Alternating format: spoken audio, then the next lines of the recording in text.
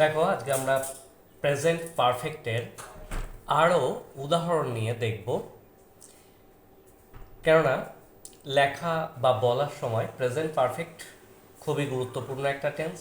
এগুলো যে কোনো রাইটিংয়ের ক্ষেত্রেই ব্যবহার হয়ে থাকে।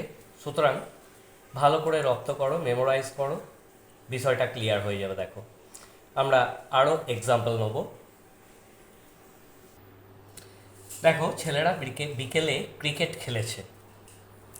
খেলিয়াছে, তাহলে দ্য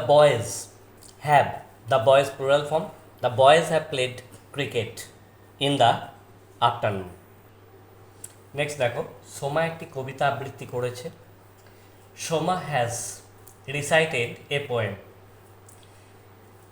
বাবা গতকাল বাড়ি এসেছেন।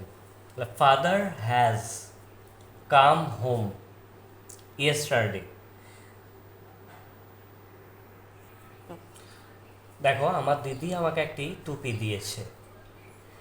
আমার দিদি, my elder sister, singular number has, give third person, give main ভার্বের V3 given, me a hat.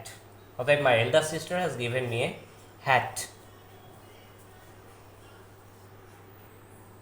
দেখো তারা কলকাতা গিয়েছে, তো they have gone to Kolkata.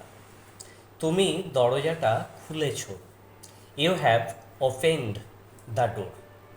এইভাবে তোমরা এরকম ইয়াছি যুক্ত বাক্যগুলোর ট্রান্সলেশন করার চেষ্টা করো।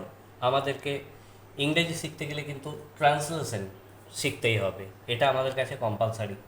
সুতরাং ট্রান্সলেশনগুলো প্র্যাকটিস করো। বুঝতে না পারলে আমাকে কমেন্টে জানাও।